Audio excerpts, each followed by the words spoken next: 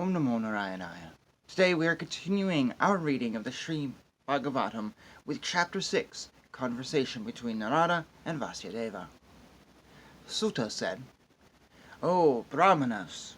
Thus hearing all about Sri Narada's birth and activities, Vasudeva, the incarnation of God and son of Satya, inquired as follows. Sri Vasudeva said, What did you, Narada, do after the departure of the great sages who had instructed you in scientific transcendental knowledge before the beginning of your present birth? O son of Brahman, how did you pass your life after initiation? And how did you attain this body, having quit your old one in due course? Ah, great sage, time annihilates everything in due course, so how is it that this subject matter, which happened prior to this day of Brahma, is still fresh in your memory, undisturbed by time? Sri Narada said, The great sages who had imparted scientific knowledge of transcendence to me departed for other places, and I had to pass my life in this way. I was the only son of my mother, who was not only a simple woman but a maidservant as well. Since I was her only offspring, she had no other alternative for protection. She bound me with the tie of affection. She wanted to look after my maintenance properly, but because she was not independent, she was not able to do anything for me. The world is under the full control of the Supreme Lord. Therefore, everyone is like a wooden doll in the hands of a puppet master. When I was a mere child of 5 years old, I lived in a Brahmana school. I was dependent on my mother's affection and had no experience of different lands. Once upon a time, my poor mother, when going out one night to milk a cow, was bitten on the leg by a serpent, influenced by supreme time. I took this as a special mercy of the Lord, who always desires benediction for his devotees, and so thinking, I started for the north. After my departure, I passed through many flourishing metropolises, towns, villages, animal farms, mines, agricultural lands, valleys, flower gardens, nursery gardens, and natural forests.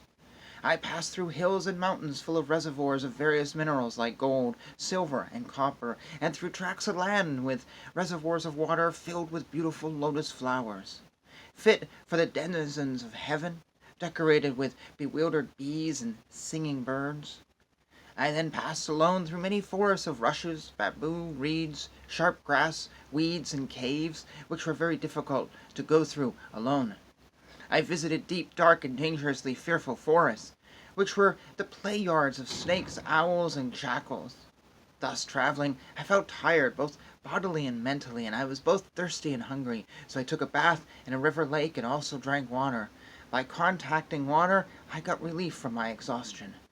After that, under the shadow of a banyan tree in an uninhabited forest, I began to meditate upon the supersoul situated within, using my intelligence as I had learned from liberated souls.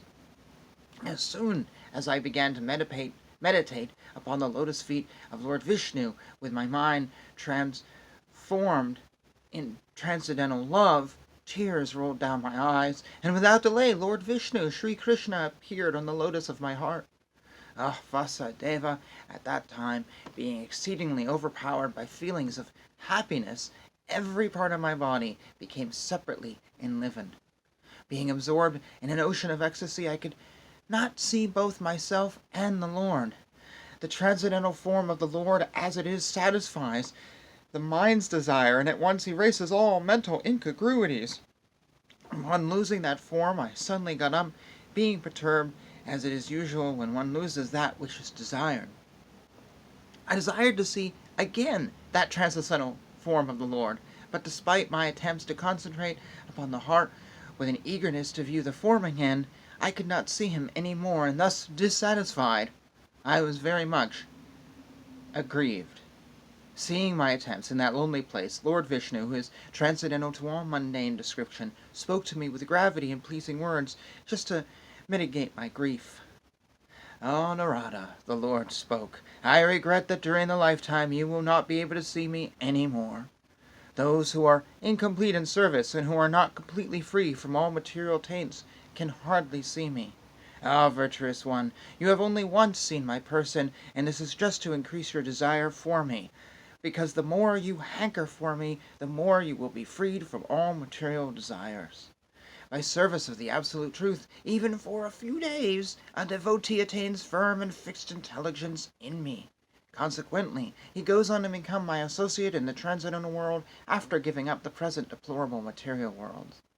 Intelligence engaged in my devotion cannot be thwarted at any time. Even at the time of creation, as well as the time of annihilation, your remembrance will continue by my mercy.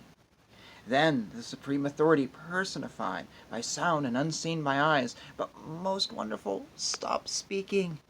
Feeling a sense of gratitude, I offered my obeisances unto him, bowing my head. Thus I began chanting the holy name and fame of the Lord by repeated recitation, ignoring all the formalities of the material world. Such chanting and remembering of the transcendental pastimes of the Lord are benedictory. So doing, I traveled all over the earth, fully satisfied, humble, and unenvious. And so, Lord Brahmana Vasudeva, in due course of time, I, who was fully absorbed in thinking of Krishna, and who had therefore had no attachments, being completely freed from all material taints, met with death, as lightning and illumination occur simultaneously. Having been awarded a transcendental body befitting an associate of Lord Vishnu, I quit the body of 5 material elements, and thus all acquired fruitive results of work, karma, stopped. At the end of the millennium, when Lord Vishnu, Lord Narayana, lay down within the water of devastation, Brahma began to enter into him along with all creative elements, and I also entered through his breathing. After 4.3 million solar years, 4.3 trillion solar years, when Brahma awoke to create again by the will of the Lord, all the rishis like Maharishi, Angira, Atri, and so on, were created from the transcendental body of the Lord, and I also appeared among them. Since then, by grace of the mighty Vishnu, I travel everywhere without restriction, both in the transcendental world and in the 3 divisions of the material world. This is because I am fixed in unbroken devotional service of the Lord. And thus I travel, constantly singing the transcendental message of the glories of the Lord, vibrating this instrument called a veena, which is charged with transcendental sound, and which is given to me by Lord Krishna. The Supreme, Lord Krishna, whose glories and activities are pleasing to hear, at once appears on the seat of my heart, as if called for, as soon as I began to chant his holy activities.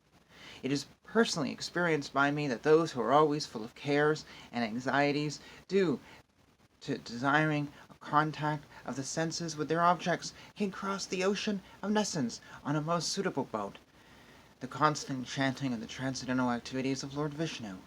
It is true that by practicing restraint of the senses by the yoga system, one can get relief from the disturbances of desire and lust, but this is not sufficient to give satisfaction to the soul, for this satisfaction is derived from devotional service to Lord Vishnu.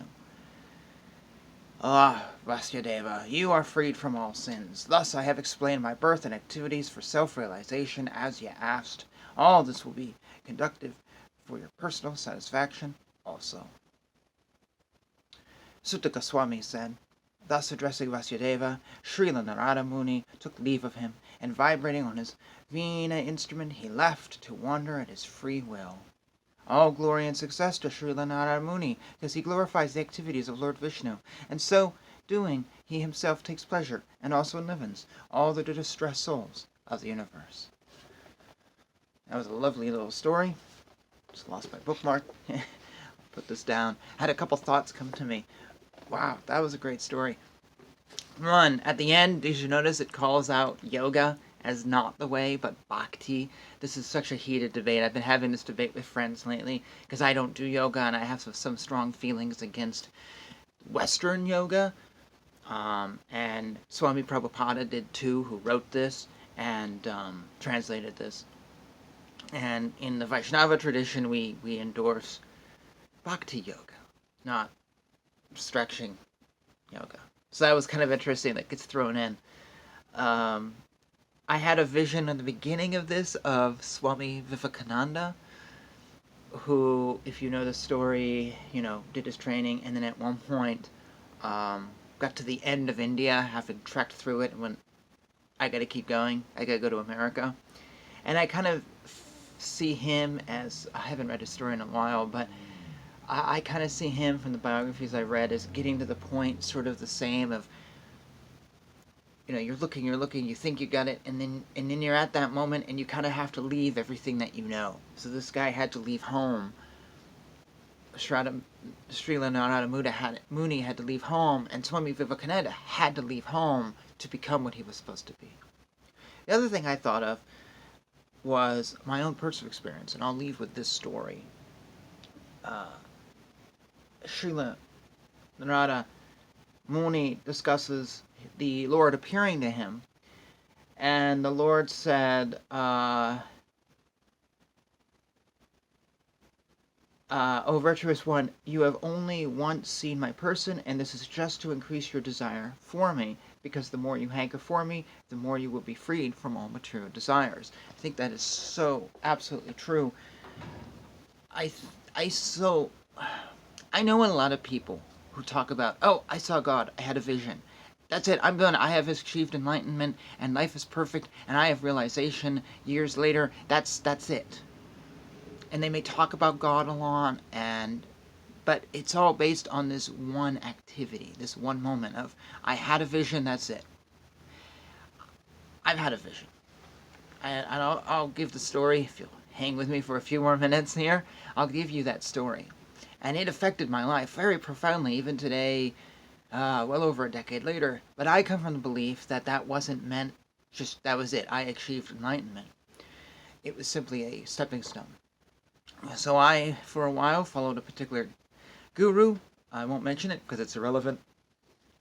And I actually took a vow in a ceremony. There's two of us who took a vow to be his devotees. And it's a big ceremony. There was, 25 of us sitting there, or 25 people watching me. And it was at this weekend retreat, and there was all these things.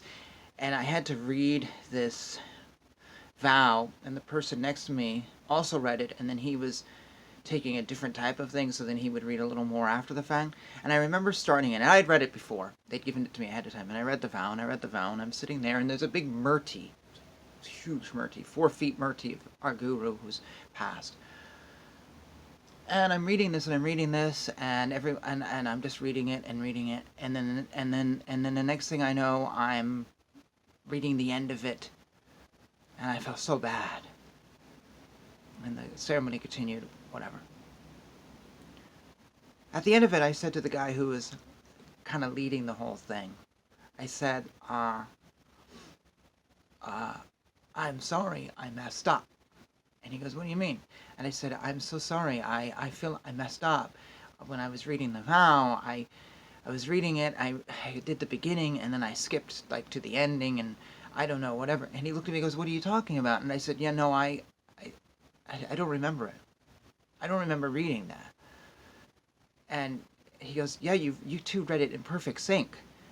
Having never even met the guy reading with me, we just synced right up. He goes, it was perfect. And I go, I don't know what you're talking about. And I said to him, and I didn't tell him what happened. I didn't know how he would take it. He'd been a devotee for 25 years, and it was really weird, but I had this weird experience. So what happened is, while I was reading this, I suddenly was in the murti. And the murti is the living guru. It's the guru there, And I remember being the guru, behind the painting, but it wasn't that it was behind the painting. I was in his body, and the painting was his eyes, and I was sitting in his body, sitting there, the position of the murti, and it was his body, and there was this black around me, and I was looking through his eyes out into the room, but it wasn't the room of all these people sitting there. It was as the room looked like when you got beyond light and different levels. It was like the carnal level where we're all just this globe of movement, and we're all connected through our feet, and it's just like bubbles bubbling up, and there is no walls and buildings and people and things. It's just this one connected thing. And he was talking to me, and I don't remember what he said, but he goes, this is what I see. This is how the world really looks. And I'm just like, he's right there living, and it was really weird. And then next thing I know, I'm reading the end of The Vow. Now, I don't have experiences like that. I think I've had one other out-of-body experience. Yeah, I have had one other out-of-body experience. And that's not something I was looking for, but I literally could not remember reading that vow, and I swear that I had messed up. It's a very profound experience. I can talk more in another video if you'd like details on. I actually had another weird experience with Shaktipat that morning. We were meditating, and it was really profound.